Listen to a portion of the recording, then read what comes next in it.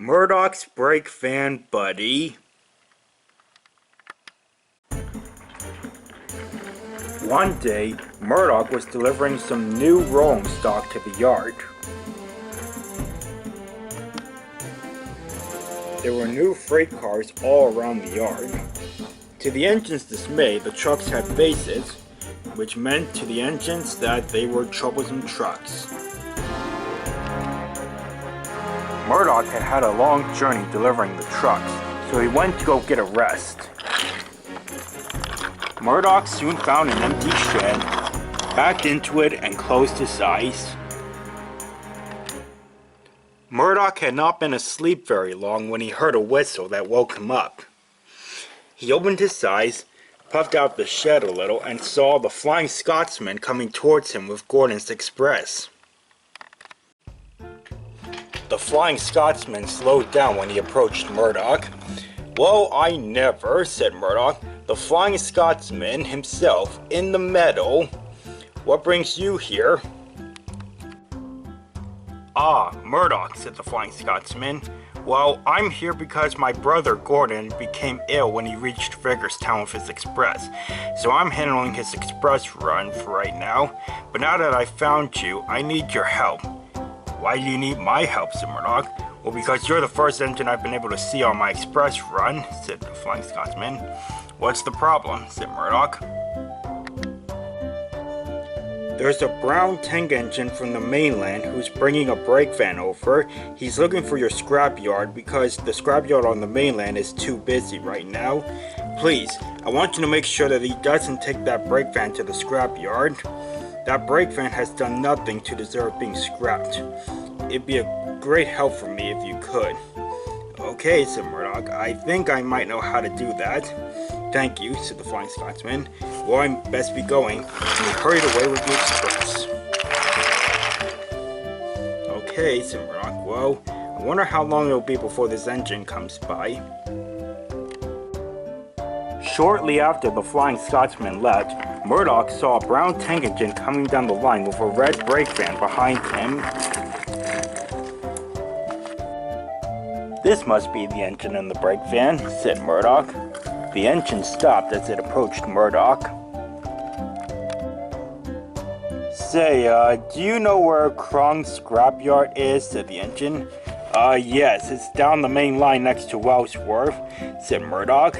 "If you're taking something there, you don't have to worry. I've got a train of scrap iron to take there in a little bit. You can just leave that brake van on that siding there and I'll take it for you." "Oh, thank goodness," said the engine.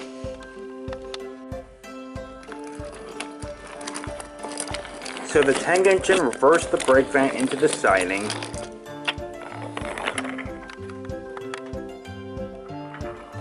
And then went on to the turntable to spin around.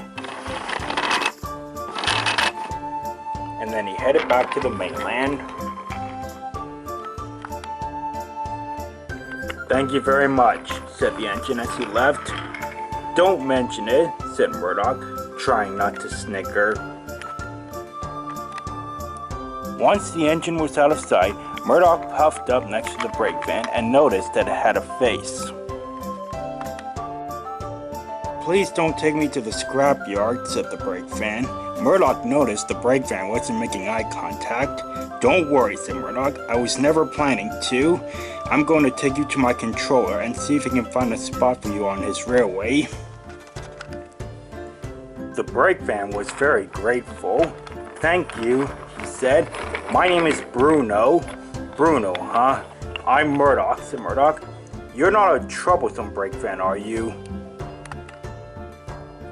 "No, I'm a very kind and helpful brake van," said Bruno. "That's nice to know," said Murdoch, and he pulled Bruno away to Knapford Station where Sir Topham Hatt currently was.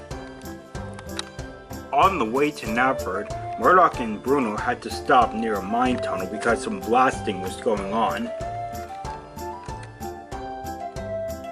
Even from inside the mine, the dynamite created a loud boom when it went off. Murdoch groaned. "Ugh, that dynamite is so obnoxiously loud," he said. "I agree," said Bruno. "I don't like loud noises very much. Me neither, said Murdoch. I like peace and quiet. As they made their way to Nafford, Murdoch and Bruno had a nice conversation. They found out they had quite a bit in common, and Bruno explained to Murdoch why he was being taken to the scrapyard in the first place. At Nafford Station, Sir Topham Hatt was talking to some engines when Murdoch puffed in with Bruno. Excuse me, sir, said Murdoch. May I speak to you when you have a second? We can talk right now, said Topham Hatt. What's going on, Murdoch? Hey, what's this brake van that you have here? Murdoch explained what had happened with him and the Flying Scotsman. So the Flying Scotsman asked you to save this brake van? Very interesting. Sir Topham Hatt walked over and inspected Bruno. So you're Bruno, he said. Yes, sir, said Bruno. He wasn't making eye contact once again. Bruno told me that he's an autistic brake fan, said Murdoch. So he has autism, said Douglas. That's very interesting. Hawkeye, said Donald. That would be the first for any kind of railway vehicle. Well, Bruno, if you really are a helpful brake fan like Murdoch says you are, then I'll be happy to keep you on my railway. Oh, thank you, sir, said Bruno. I will be very helpful. The other engines smiled. They were happy to have another helpful brake van on the railway. The only other helpful brake van they had was towed. In the yard nearby, the new trucks were listening in on the conversation. Hey, did you hear that, guys? Said a truck with roof tiles. Yeah, there's a new brake van on the railway, said a purple tanker. His name's Bruno, said a gray boxcar. I heard he has autism, said an oil tanker. The engines in the yard were quick to jump to conclusions. Don't start teasing this new brake van, said Oliver. Yeah, said Boko.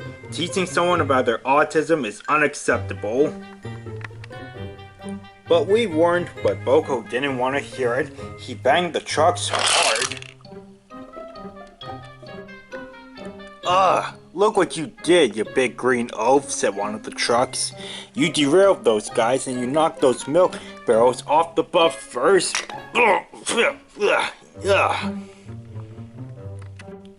Boko was embarrassed. Sorry for the mess, sir, he called over to Nafford Station. I'll clean it up. Yes, please, Boko, said the Topham Hatt. Get those derailed trucks away from those cars and get the rest of those cars, as well as those, lined up on a train. I need Murdoch to take some goods to the diesel works, and Bruno here can be his brake van. Yes, sir, said Boko, and he went to fetch the breakdown crane.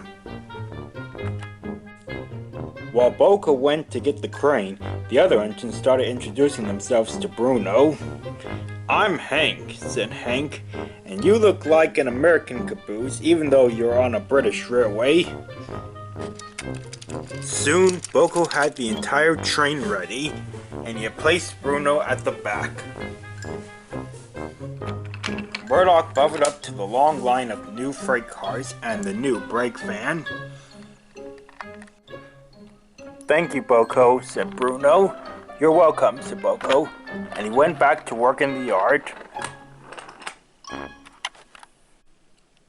Hank, said Sir Topham Hatt, I need you to collect a train of coal cars and take them to the docks. Yes, sir, said Hank, and he puffed away to collect the train. All right, Murdoch, you're good to go, said Sir Topham Hatt. And Murdoch blew his whistle and puffed away with his long train. It wasn't long before Murdoch came to a hill that went through a mine tunnel. Just as he exited the tunnel, though, there was trouble. As Murdoch came out of the tunnel, some loose rocks fell from the cliff next to him and landed on the track between his tender and the first car. Murdoch suddenly found the train hard to move. He thought the trucks had their brakes on, so he gave a hard yank, which made the coupling snap. Murdoch shot forward, Uh-oh, he cried. Bruno was at the back of the train. He was enjoying watching the scenery go by. Suddenly, he felt the heavy weight of the trucks pushing against him, and the train started to race backwards down the line. "Oh no," cried Bruno. "This isn't good. The train's become a runaway. Help!" There was worse to come. As Bruno came racing out of the mine tunnel,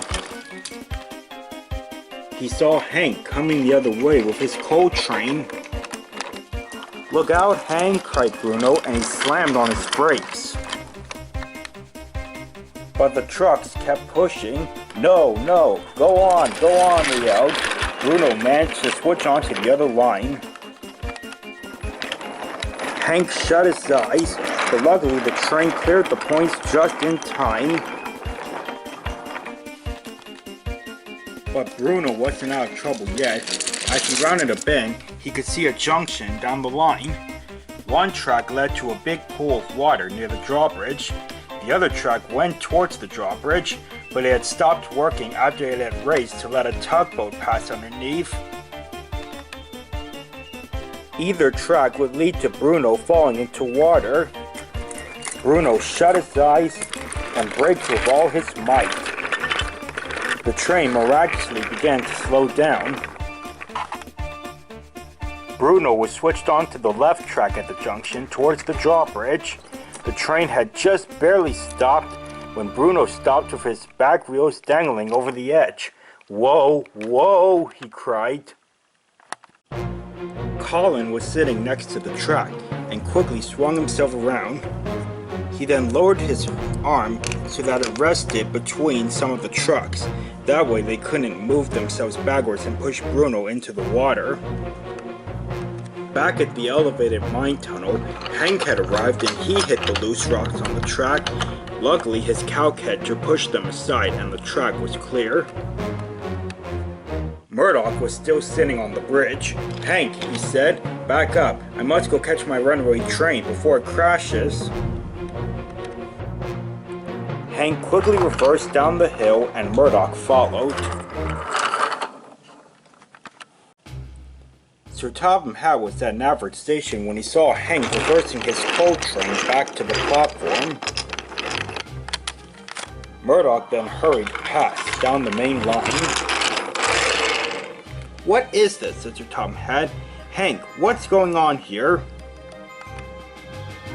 Hank told Sir Topham Hatt what had just happened. "Leave your train here and follow Murdoch," said Sir Topham Hatt as he climbed into Hank's cab. "We must catch that train." So Hank uncoupled from the train and followed Murdoch. As Murdoch reversed down the line, he approached the wharf and was relieved to see that the train had stopped. He carefully buffered up to the trucks. Hank then arrived and he buffered up to Murdoch. Colin raised his arm back up, and Hank and Murdoch pulled the train together.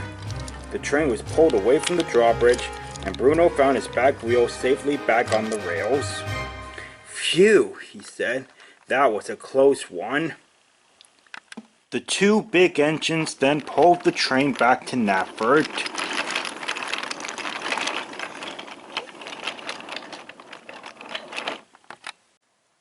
Murdoch was very relieved that his brake van buddy was safe from harm.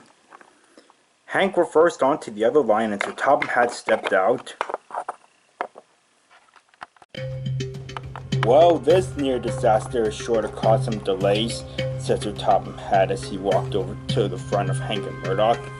"You trucks ought to be ashamed of yourselves," said Murdoch crossly. "You nearly made Bruno crash into Hank, and then you nearly pushed him into the ocean. Why, I oughta..." But the trucks shouted back. "We weren't trying to crash Bruno, we were trying to help him," they said. "Huh, yeah right," said Hank. "You were pushing him when he could have stopped. You nearly made me crash into your train." The truck spoke calmly. "We know we nearly made Bruno crash into you, But we knew that you and him wouldn't be able to stop in time to avoid a collision, so we gave Bruno some extra speed so he could clear the junction in time. And then, said another truck, we were helping him brake once he cleared the junction. That's why he managed to barely stop in time before falling off the drawbridge. Bruno was surprised by this. Were you really trying to help me stop and help me avoid a collision with Hank? Yes, said the back truck. We wanted to help you out, really? But why, said Bruno. I thought you were troublesome trucks. We're not troublesome, said the truck. Yeah, said the purple tinker. We just arrived on Sodor. We're new trucks, and we've never caused trouble before, and we don't plan to. Plus, there's something you have in common with us, Bruno. What would that be, said Bruno. Being a new piece of rolling stock? No, said another truck. It's that you have autism just like us. Hank, Murdoch, and Sir Topham Hatt were surprised by this. You trucks have autism? Said Hank. Yes, said the first truck. That's why we were starting to speak up when we heard that Bruno was an autistic brake fan. We weren't planning to tease him, said another truck. Yeah, said the trucks in the yard. We were taking interest in this. Boko felt very embarrassed. Well, that is very interesting, said Murdoch. I'm sorry I yelled at you then. Even though you nearly caused an accident with Hank, you were trying to help, so I apologize, and I thank you for that. You're welcome, said the trucks. Bruno was now very happy. He had a new home, a best friend who had 10 drive wheels and was orange, and he had plenty of new friends who had autism just like him.